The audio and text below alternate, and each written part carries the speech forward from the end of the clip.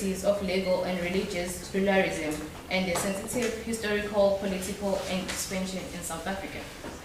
Hence, in the interpretation of fulfillment and religious-based human rights, it may be required for the state to carefully balance its international and constitutional obligation with the societal realities that are unique or not so unique to those of South Africa.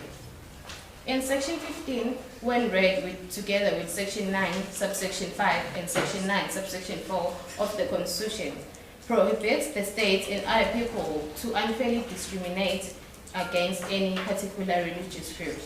Lastly, but not least, Section 15 of the Constitution, it's also one of the two very pertinent rights that could be employed to protect and advance the right of freedom of religion. It embodies and combines at least three freedoms, namely freedom of religion, conscience, belief, and opinion. I think that secular government is still failing to enforce true freedom of religion. Human rights are not adequately justifiable under a secular government because of three challenges which are majority as opposed by minority, challenge to change, and also constitutional conflict. Under challenge of change, freedom of religion include both right to believe and the right to express such belief in practice. The expression of different religion may include different and often conflicting action and processes. Since South Africa has a majority of Christians, and with the legal system of the country being strongly based on age of accent, religion, legal development, domestic majority-minority consent are a reality. Such challenge will always exist in a democratic state. There's conflict between the right to freedom of religion and right of provision of the Bill of Rights. For example, polygamy is allowed in terms of Islamic law, but in the Bill of Rights, it is viewed as a discrimination against women. In another case, Christian education in South Africa enforces corporal punishment in schools, but whereas Constitution states that corporal punishment violates the rights of human dignity and the security to person. Justifying human rights on religion can be risky. Religion on its own nature has not always been consistent in showing respect and protection of human beings, as there have been many wars in the name of religion.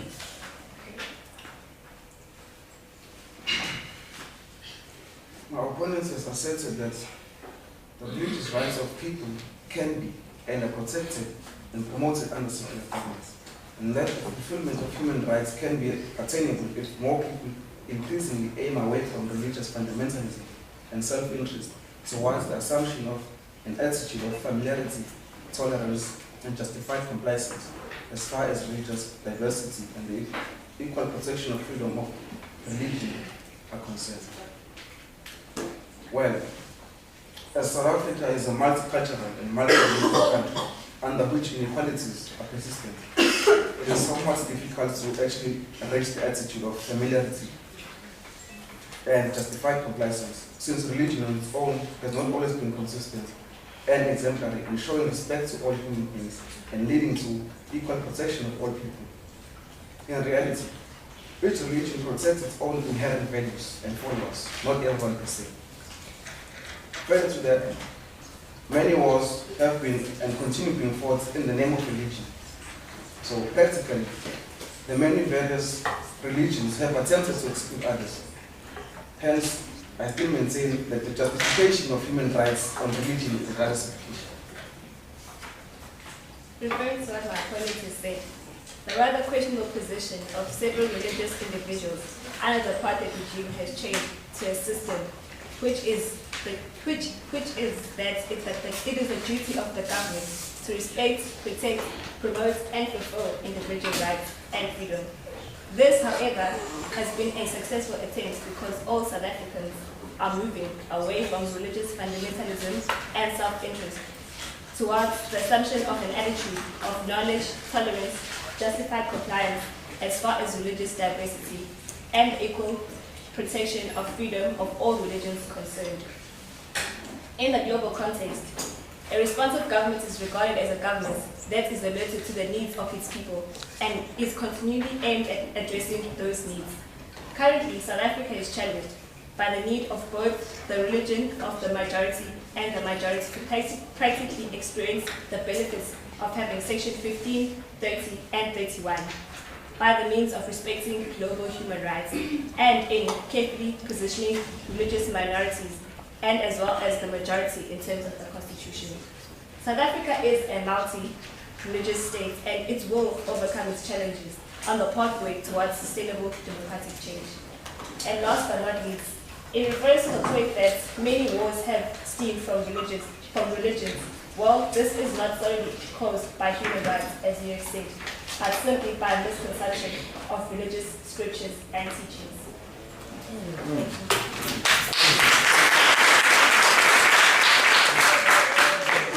Before you go, I just have a couple of questions. So then, based on your argument about human rights in a secular government, what is your position on human rights in a non-secular government? Sakhala. Sakhala, ayidumbuzo mfethu. Ayidumbuzo. Okay, let's keep it down so they can respond. Anybody can respond, or everybody.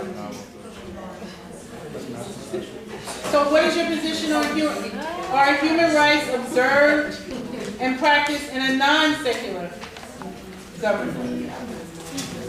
Should we continue supporting our resolution or how we view it as a group? Continue supporting your resolution. And the other side will then speak on the same issue.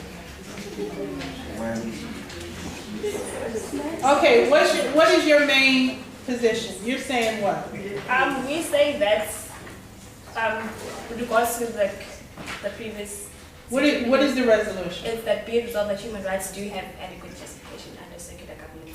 So people can't say that human rights are not protected because they are, and they can't use the so-called thing that our human rights are violated just because their religions don't coincide with the rights that have been implemented.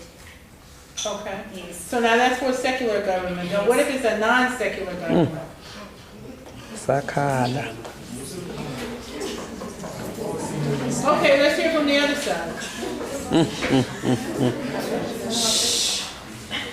Well, I would say that in a non-secular government, I think it will be a matter of being subjective because under religion, for example, one religion may perceive human rights in a different way, and the other religion may be holding a different view from what other religions have to say. So, still, the argument continues that even under non-secular governments, human rights are not adequately justifiable. Okay, so you're saying either way, whether it's secular or non-secular, human rights are unjustifiable because refugees or others or non-citizens may not have the same rights and entitlements as people in a particular governmental territory. Is that right? Yeah. Okay, so how are you countering that? Pheke mama. We would say that in the eyes of the law, everyone is equal. Well, are the refugees equal in a country where they're not a citizen? No, but then they also have rights, and we have the rights to protect those people. So how are the human rights of refugees observed? Siyabonga mama. Siyabonga mama. Okay, does somebody else want to answer? Yes? Okay, then the team can tell me. What do you think? How do you I mean, you just told me that everybody's human rights are observed.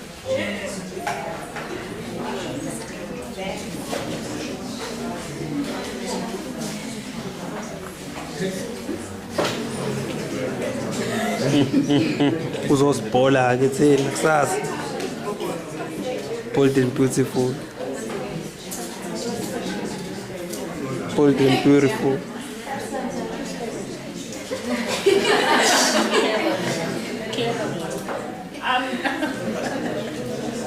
SABC.